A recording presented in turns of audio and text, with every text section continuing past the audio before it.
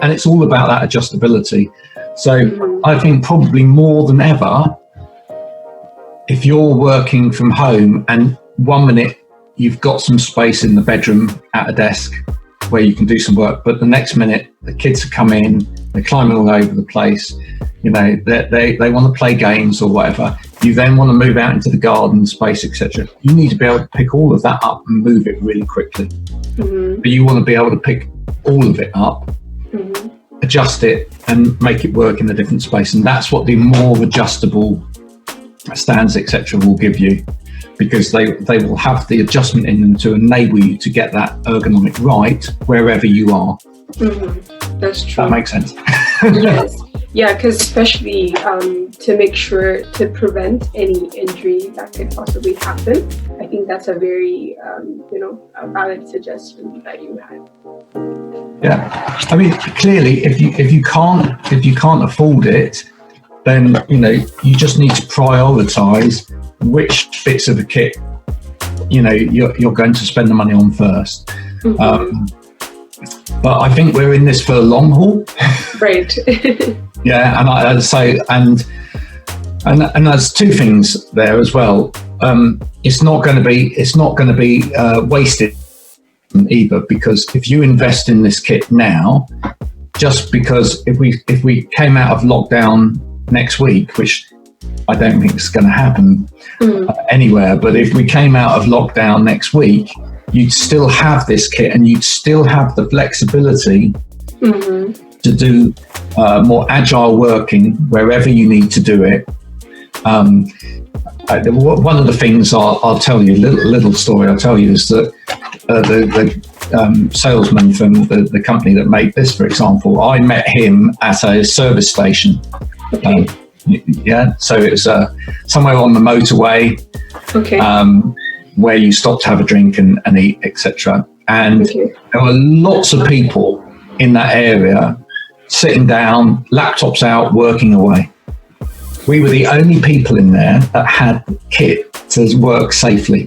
Everybody else was bent over, working for an hour or so in a really bad posture. Correct. And the lesson to be learned there is that, if you have this kit and it's portable, then you can work safely wherever you are. That's for life. Your feet should be supported. If you're sitting or standing, your feet should be supported, and certainly. But then again, there are people who have one leg and one leg amputated. There are people who are amputees that don't have any legs. So there is no absolute right or wrong in terms of text that you could put out to say how people should have their legs supported. You'll have people that have had perhaps a knee operation and therefore may need to elevate their leg whilst working, and they may need some adjustment under the leg as an articulated leg support in order to help with that.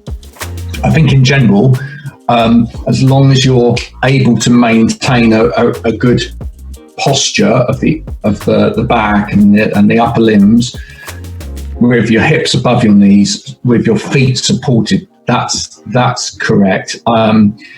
If you're going to move between sitting to work and standing to work, quite often it is quite useful to get, I should have brought one up from downstairs. The kids have been using it for exercise in the mornings at the moment, but it's quite useful to get what's called an active mat to put under your feet, which has some dampening on it, so that actually you're not getting quite so much pressure under the balls of the feet when you're standing for a period, and it also encourages you to move slightly.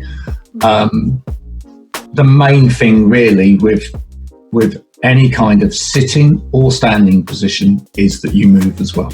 All right, so and I think that's key. One of the things I've always said about chairs, for example, is that chairs typically, if they're good dynamic supporting chairs and they've got a mechanism on them that promotes movement and supported movement, is that they move, that you don't just lock them off and they sit in one position, but like I've got this one now, I can move and at the back actually moves all the time. I've adjusted the weight tensioning in the chair to allow me to move through different positions. So I'm supported, my back's supported at all the times, but I'm moving. The same with the feet, you know. It can be useful for some people with circulatory conditions, etc., to have either a heated under the feet, and there are some footrests that are heated, or ones that have got pads on the top that allow you to massage the feet whilst you're sitting and help to improve circulation through the feet. So again, comes down to you know what the person has in the first place, what ailments or conditions that they've got. So if you have to sit a work surface which is too high for whatever you're sitting on, and you can make some adjustment in the height of the chair or the sitting position, but it then leaves your feet dangling, get a footrest. Okay, so at least you making sure that your feet are planted firmly on the ground so that you can make those adjustments in terms of your posture. I hope that answers that. Thank you so much for taking the time to explain. I think you've answered a lot of questions that people had in mind. If people have further questions or if they need to reach out, I think your website would be their best bet. Yeah, so my website's www.dseu.co.uk. I'll explain that. In this country, we have something called display screen equipment assessments. So okay. I'm saying that I will DSE you. So if you have it makes it easier to remember. It's only 4 letters. dseu.co.uk. If someone wants to arrange an assessment, there's a little form on there. They can contact me through there and talk to me about an assessment. I'm on LinkedIn as well. Okay. So people can find me on LinkedIn and I do that. As I say, now's a great time whilst we're in lockdown to take advantage of a good price on an assessment. You're never going to get an assessment with someone. It's very considerate of you. Yeah, completely. So it's I've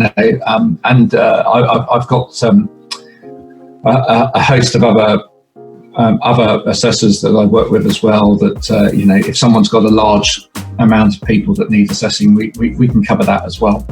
Like so we can cover bigger organisations. But yeah, it's getting assessment, it actually saves you money on the kit as well. I think that's the other thing. Because we all know, as assessors, we actually know the people that do the kit. So quite often we can get you a discount anyway on the kit. But it also means that you're not going to waste your money, because you will have had the advice in the first place as to what's going to suit you and your working your working style, your particular condition, etc. So you might think, I'm spending X amount of money on getting an assessment, and then I've got to buy some kit. But if you buy the wrong kit, you've just wasted a whole load of money, and then you're going to have to try it again. And I see so many people like that. There was one lady that I did something with, and she'd already gone out and she'd bought 6 mice. She'd probably spent what would be $500 on different mice. Oh, wow. And then I could advise her, and then she's got the right mouse for her, and now she's comfortable. But she could have saved that money in the first place if she'd just come and spoken to me in the first place about what would be the right thing to use. So I think getting the right advice is always good. Brilliant. Anyway, pleasure doing this for you. Thank you so much, and let me know if you need anything, if there's anything I can do in the meantime, and if there's anything we can collaborate on. No, it's great. Yeah. Oh, absolutely. Yeah, we'll continue to collaborate. That's good. Okay, perfect. Thank you so much.